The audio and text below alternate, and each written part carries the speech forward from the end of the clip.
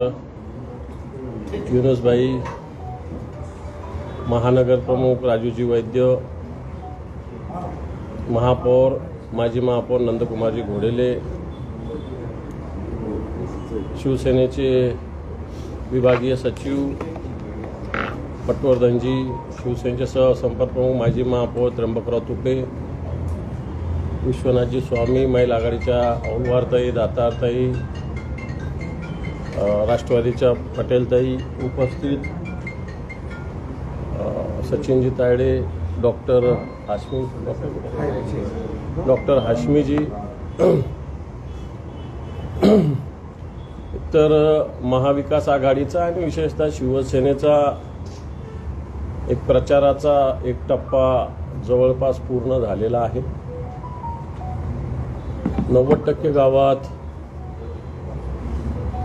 आम्ही वेगवेगळ्या पद्धतीनं पोहोचलो आहे. संभाजीनगर शहरात सुद्धा सगळ्या वॉर्डात आम्ही पोहोचलेलो आहे.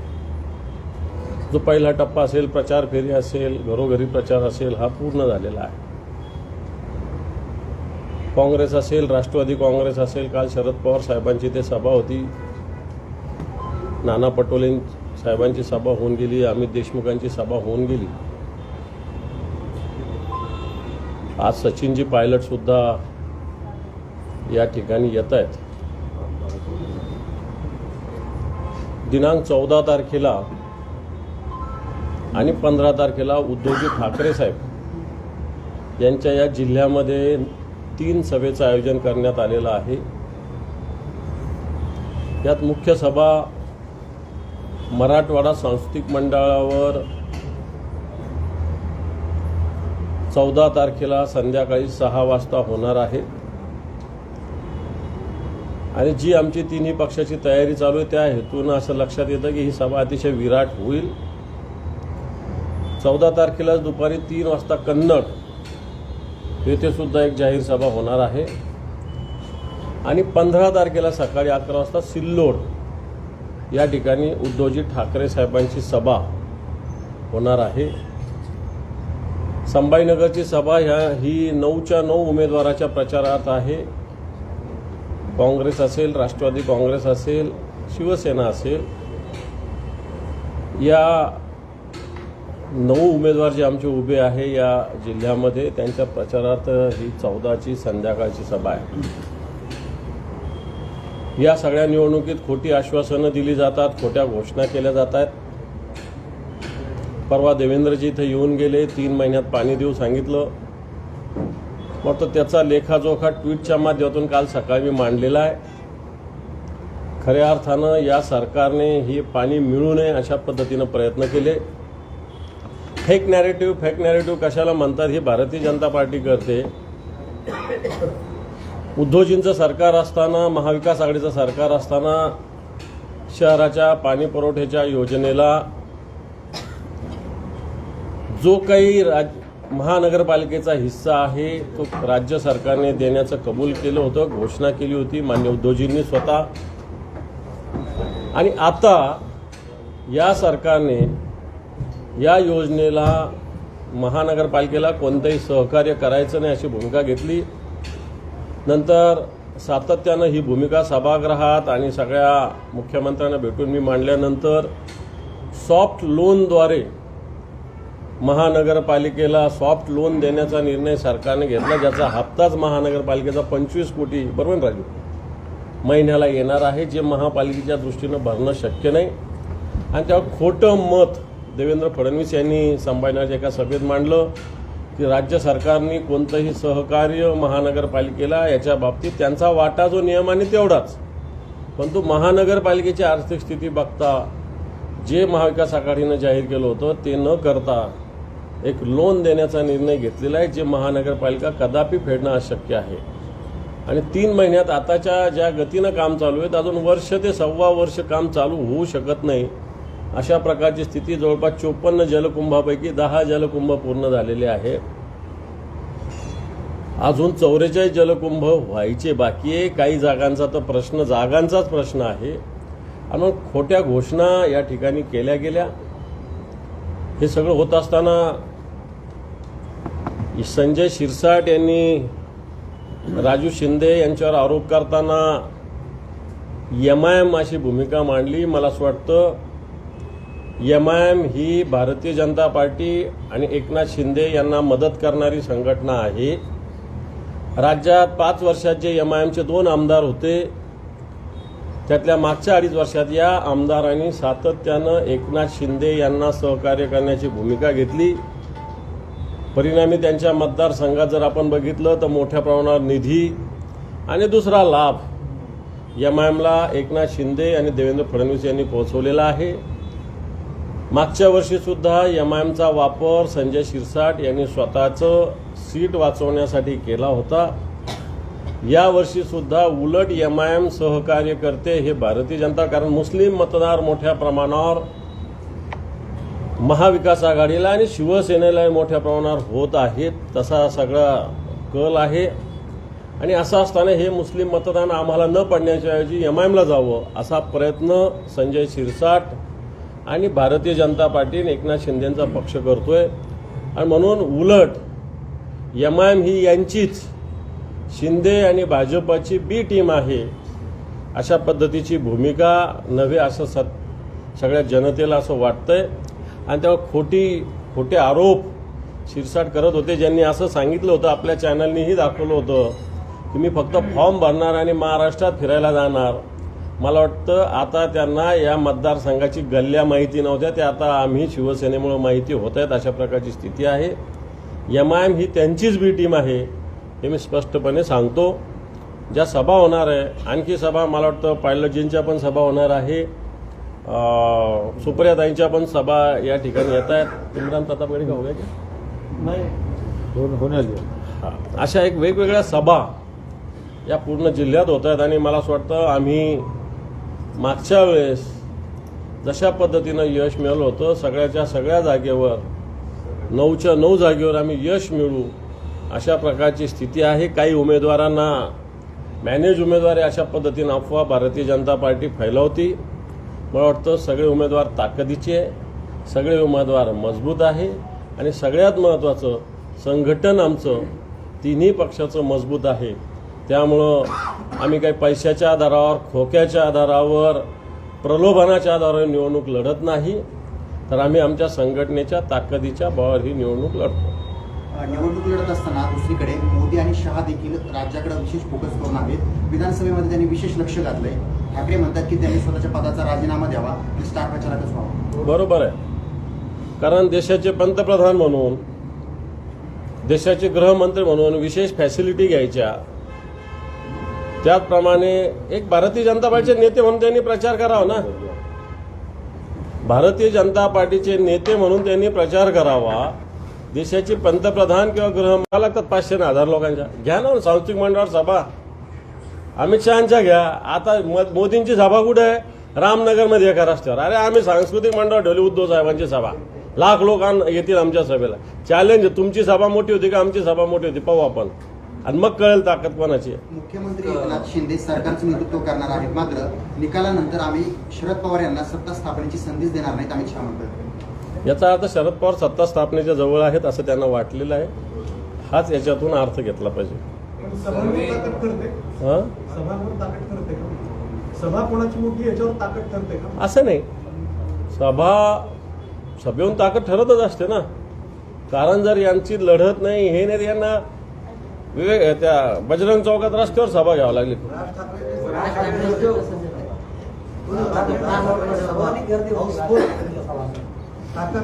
कोणाची? राजसाहेबाला ऐकणारे लोक येत असतात ना, त्याला काय, राजसाहेब सभा ऐकायला लोक येत असतात. एक सर्वे समोर आला आहे IANS आणि मॅट्रिक्सचा. त्यामध्ये महाविकास आघाडीला जागा ज्या आहेत त्या कमी दाखवल्या जातात, म्हणजे 106 ते 126 जागा येतील असं म्हटलंय. तर महाविकास आघाडी दुसरी जी महायुती आहे त्यांना 145 ते 165 जागा येतील असं सध्याचं चित्र आहे. यावर तुमची काय? हे पण असे सर्वे करत असतात, येत असतात, सांगितले जात असतात. लोकसभेला आपण अशा सर्वेचा चांगला अनुभव घेतलेला आहे आणि हरियाणात पण आत्ता घेतलेला आहे. विशेषतः लोकसभेला नरेंद्र मोदी यांच्या नेतृत्वाखालील भारतीय जनता पार्टीला 400 ते 450 जागा मिळतील असा अंदाज होता. परंतु ही भारतीय जनता पार्टी स्वतःच्या ताकदीच्या बळावर बहुमत सुद्धा प्राप्त करू शकलेली नाही. त्यामुळे सर्वे आले असतील, टेंटेटिव्ह अंदाज यांनी व्यक्त केला असेल, परंतु मला असं वाटत नाही आत्तापर्यंतचे कोणते सर्वे खरे ठरलेले. आणि हाही सर्वे आमच्या बाजूने जरी दिला असता तरी मी म्हटलं असतं की या सर्वेवर विश्वास ठेवू नये, कार्यकर्त्यांनी मोठ्या प्रमाणावर ताकदीनं काम करावं. राजकीय पक्षाने जे काही जाहीरनामे सादर केले तर त्यामध्ये 20 वर्षापूर्वीच्याच घोषणा पुन्हा केल्या जात आहेत असं राज ठाकरेंनी सांगितलं. हे आता जो जाहीरनामा, वचननामा परंपरागतरित्या सादर केला जातो, जनतेच्या गरजा आहेत तो पाहून केला जातो. जर 20 वर्षात त्या गरजा पूर्ण झाल्या नसेल तर त्या वचननाम्यात, जाहीरनाम्यात मांडाव्या लागतील. त्या मांडलेल्या आहे राजकीय पक्षांनी. चला. पंकजा मुंडे म्हणतात की धनंजय मुंडे यांनी कमळ घेतला असतं तर बरं झालं असतं. द्या मला त्यांच्या हातात कमळ. चला ठीक आहे, थँक्यू. दादा एक प्रशांत बंब यांचा एक व्हिडिओ व्हायरल झाला. त्यामध्ये कार्यकर्ते भर सभेमध्ये काही प्रश्न विचारत होते तर कार्यकर्त्यांनी त्यांना मारहाण केली नागरिकांना. प्रशांत बंब यांना प्रत्येक गावात असं अडवलं जातंय. प्रशांत बंब यांना प्रत्येक गावात अशीच प्रशांत बंब यांची स्थिती. एक व्हिडिओ समोर आला एवढंच. तर तुम्ही जर अभ्यास केला त्यांच्या सभेची माहिती घ्या. सगळ्या गावात प्रशांत बंबला असा विरोध होतोय. काल अमित शहाना झाला मुंबईत. तर दादा एक मुद्दा आहे, हा एक हेवा सेम आहे. सांगितलं 13वी सभा होती ही फक्त आपण काय केलंय हे सांगू शकत नाही सतीश चव्हाण म्हणून हे मी सांगत असताना अडवण्याचा प्रयत्न त्यांचे 4-5 कार्यकर्ते. हे पहा, कोणताही उमेदवार दुसऱ्या उमेदवार आरोप करतो. मला असं वाटत नाही. जनतेमध्येच ही प्रतिक्रिया आहे. दादा एक हे तो सेफ आहे हा मुद्दा घेऊन निवडणुका लढल्या जात आहेत आणि त्यानंतर आज एक जाहिरात पाहिल्याच्या नंतर मोदीजींच्या एका ॲडव्हर्टाईजमध्ये सर्व समाजाची फेटे आहेत मात्र मुस्लिम समाजाची टोपी नाहीये. हे पहा, 2014ला सत्तेवर आलेल्याला विकासाचं काम सांगण्याच्या ऐवजी एक हे तर सेफ हे सांगावं लागतं, बटेंगे तो कटेंगे सांगावं लागतं. याचाच अर्थ ते अपयशी ठरलेले स्पष्ट आहे. ओबीसी तुमच्या जवळजवळ चालले. आम्ही ओबीसी ओपन काही पकडत नाही. सर्व जाती, धर्म, पंथ सगळ्यांना सोबत घेऊन चालतो. परंतु त्या सगळे राज्य जवळजवळ विरोध केलाय त्या जाहिरातीचा असरुद्दीन ओवीसी यांची 2 दिवस सभा झाली ना, त्या सभेमध्ये त्यांच्या भाषणामध्ये ते तुमच्या जवळ येऊ लागले. काल मराठ्यांना जवळ घेतले, परवा दिवशी मराठा ओबीसी घेतले, हळूहळू तुमच्या जवळ येऊ लागले. हे पहा, एमआयएम ही संघटना देशविघातक विचाराची आहे, धर्मवाद फैलावणारी आहे. त्यामुळे हिची कथनी आणि करणीमध्ये पूर्णपणे फरक आहे. ज्या रजाकाराच्या विचाराची एमआयएम संघटना आहे. आणि म्हणून मला असं वाटतं मी सगळ्यांनाच, मुस्लिमांना सुद्धा आवाहन करेल की एमआयएमकडे बिलकुल जाऊ नका. एमआयएम संघटनेमुळे काही होणार नाही. एमआयएम इनमिन 10-12 जागा या महाराष्ट्रात लढते. त्यांचं निवडून येऊन काही सरकार बनणार नाही. त्यामुळे तुम्ही बिलकुल एमआयएमला मतदान करू नका असं आवाहन मी करतो. शिवानी वडेट्टीवारचा एक व्हिडिओ व्हायरल झालाय. वीज कर्मचाऱ्यांना शिवीगाळ करतानाचा व्हिडिओ आहे आणि निवडणुकीतच तो जास्त प्रमाणात व्हायरल केला जातो. अशा मला माहिती नाही. अरे यार, शिवानी वडेट्टीवार कोण? विजय वडेट्टीवार यांची. काय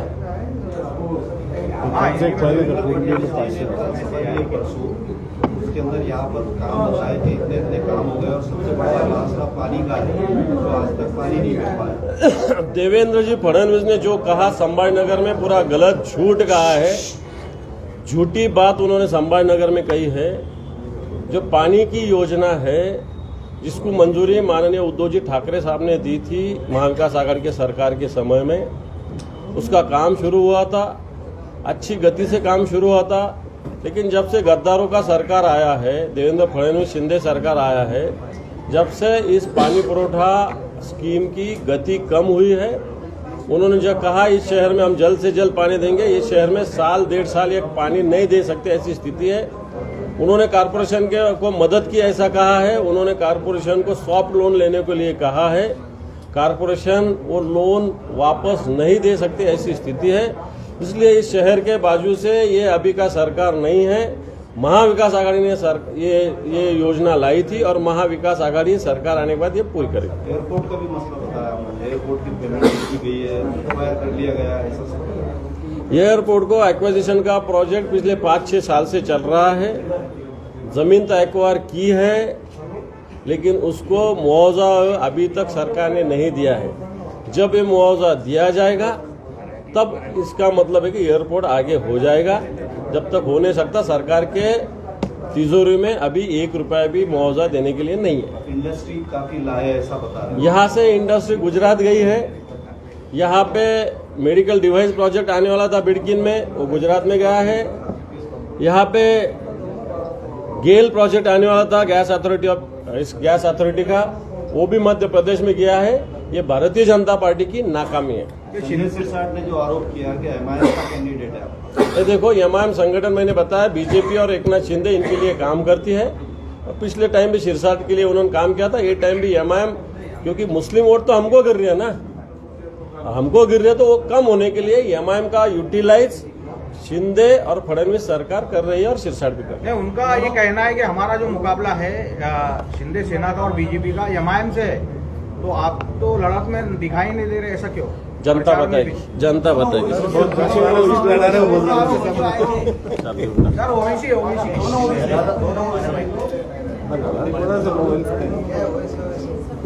से काय दोनों अभी पूरे शहर में सर उनके प्रचार में ज्यादा भीड़ हो रही है, प्रचार में भी प्रतिसाद भी मिल रहा है। त्याचप्रमाणे एक भारतीय जनता पार्टीचे नेते म्हणून त्यांनी प्रचार करावा ना, भारतीय जनता पार्टीचे नेते म्हणून त्यांनी प्रचार करावा।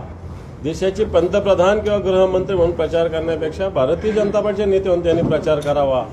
अशा प्रकारची भूमिका मांडली तर मला असं वाटत नाही की ती चुकीची होईल। काल राज ठाकरे म्हणाले की कोरोनापूर्वीच काहीतरी उल्लेख झाला असता, जो काही उल्लेख किंवा बंडखोरी तुमच्या भाषेत गद्दारी वगैरे ती भागलावर आहे की कोरोना नसता तर खूप आधीच झालं असतं, पण कोरोनामुळे ते 2.5 वर्ष लांबलं।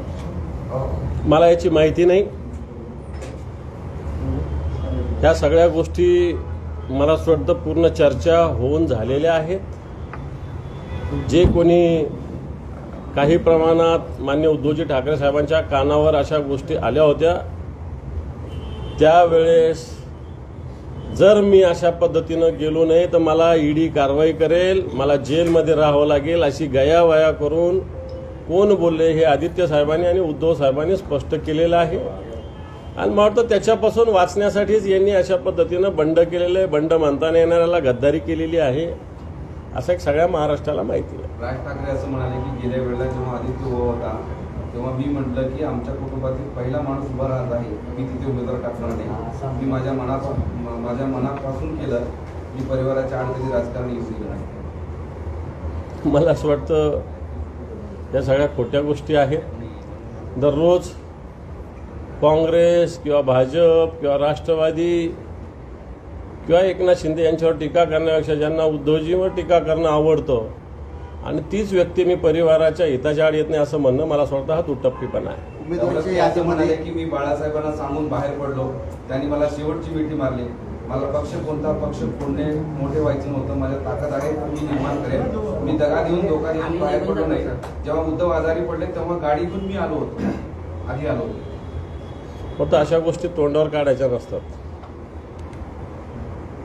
उमेदवारीच्या यादीमध्ये जेव्हा माझं नाव आलं, राज ठाकरेचा मुद्दा नंतर पुढं एक तर होती ना, बोललो मी की अशा गोष्टी ज्या परिवारात केलेल्या ह्या काही तोंडावर काढायच्या नसतात। उद्धवजींनी अशा कोणत्याच गोष्टी तोंडावर काढलेल्या नाही आहे। राज ठाकरे लढताय वेगळं, मात्र तुमच्यावर करतात। मला असं वाटतं हे सगळं नाटकबाजी चालू आहे। एकीकडं ज्या पक्षाचं अलायन्स आहे त्यांच्याशीच लढायचं, त्यांच्याच विरोधात बोलायचं आणि पुन्हा भारतीय जनता पार्टीचा मुख्यमंत्री देवेंद्र फडणवीस होतील त्याला आम्ही मदत करू असं म्हणायचं। याच्यात नेमकं धोरण काय आहे, याच्यात नेमका विचार काय आहे, तर्कसंगतता काय आहे, कुठंच काही याला मेळ लागत नाही। उमेदवार एकीकडे त्यांच्या सगळ्या अलायन्सच्या विरुद्ध उभे करायचे, इकडे त्यांच्या सहकार्यांवर टीका करायची आणि एकीकडं यांच्याच बाजूनं बोलायची। तर मला असं वाटतं या सगळ्या ह्याच्यात कुठे तत्व विचार आणि तर्कसंगतता दिसत नाही। उमेदवारीच्या यादीमध्ये जेव्हा माझं नाव समोर आलं तेव्हा काकांना वाईट वाटलं असे अमित ठाकरे म्हणाले। म्हणजे त्यात हा अंतर्गत वाद जो आहे तो कोणाचा वाटेल? नाही, मला नाही माहिती त्यांचं. हा अंतर्गत ते घरातलं मला नाही माहिती. ठाकरे साहेब, औरंगाबाद पूर्व आणि मध्यमध्ये का बरं असं म्हणजे युती तुमची जी महाविकास आघाडी आहे मध्येचाही काही प्रचार आहे आणि भाऊ बाजू बसलेले आहेत. मला तर कुठं काँग्रेसची याच्यामध्ये दिसत नाही. काँग्रेसचे कार्यकर्ते नाराज आहे, त्यांना विचारलं जात नाही असं सोशल मीडियावर व्हायरल होतं. पश्चिममध्ये आहे, पूर्वमध्ये काय? आहे, मध्यमध्ये आहे. कार्यकर्ते काँग्रेसचे नाही सोबत, त्यांना घेतलं जात नाही असं वगैरे ते आरोप करतायत. कोणाचं आहे? आता इथं काँग्रेसचे अध्यक्ष होते, राष्ट्रवादीचे अशी एक मूठ बांधण्यामध्ये तुम्ही अपयशी पडतायत का असं ते दिसतं. मला वाटतं 3 वेगवेगळे पक्ष आहे. उमेदवार सगळ्यांच्या वेळेवर जाहीर झालेला आहे. थोडंसं एकत्र यायला, मोठ बांधायला वेळ लागतो. परंतु आम्ही सगळे पक्ष, 3ही पक्ष, त्याच्या राहिलेले दुसरे सहकारी पक्षसुद्धा अतिशय एकत्रित प्रचार करतोय. कुठे तुम्हालाच कुठं ऐकू आलं मला माहीत नाही. उलट महायुतीमध्ये बेबनाव आहे. उलट त्यांचे लोक बंडखोरी करतात, त्यांचे लोक गद्दारी करतात. तो शिंदेच्या पक्षाचे तालुका प्रमुख हाकलले, जिल्हा प्रमुख हाकलले, अशी स्थिती आहे.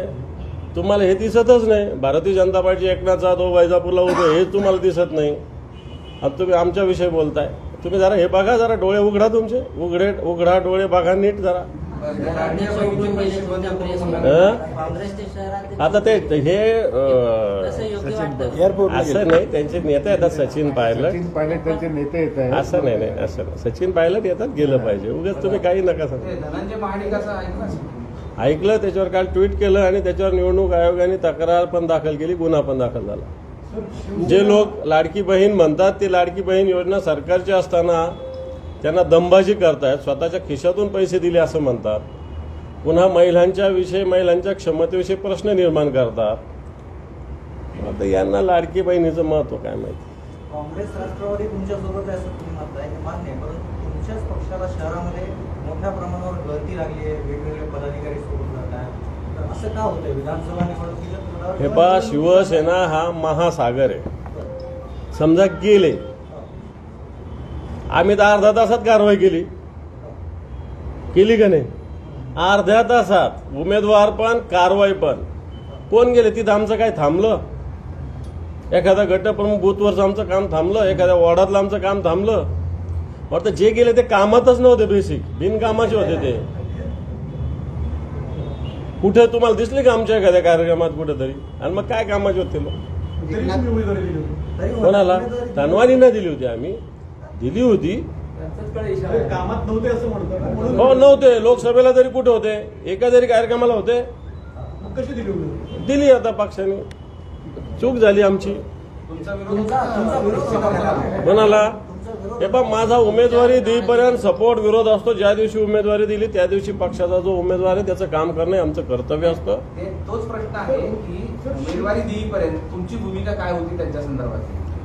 आम्ही स्पष्ट सांगितलं होतं साहेबांना की याने लोकसभेत कामाला नाही आहे, संघटनेकडे दुर्लक्ष आहे, हे आम्ही सांगितलं होतं. सर्वे आलाय. तुमची शिफारस विचारात घेतली गेली नाही का? आमच्याकडे कोणी शिफारस करत नसतं. शिवसेनेत या पद्धतीला काही थारा नाही. तुम्ही शिवसेनेचे मराठवाड्यातले असू द्या. असू द्या. तरी देखील मग तुम्ही एखादा शब्द टाकल्यानंतर नाही, मी शब्द कोणत्याही उमेदवारासाठी टाकलेला नाही. पक्षप्रमुखाचा निर्णय शिरोधार्य, बस. बाकी काही शब्द वगैरे काय भानगडी नाही. असे पण सोडणाऱ्या प्रत्येकाचा आरोप तुमच्यावर आहे. याचा अर्थ माझ्यात काहीतरी आहे. तुमची गटबाजी आहे असं त्यांचं म्हणणं आहे. सोडणाऱ्या प्रत्येकाचं म्हणणं आहे की गटबाजी करायची. तर त्यांचं असं म्हणणं होतं की शिवसेना आमच्याबरोबर लढतीत नाही, आम्ही एमआय बरोबर लढतो. कोण म्हणतंय? फडणवीसांच्या भाषणातून स्पष्ट होतं. तुम्ही कुठे शिल्लकच नाही आहेत तिसऱ्या नंबरला वगैरे अशा. मला वाटतं हे यांचा खोटा अहमभाव, खोटा आत्मविश्वास आहे.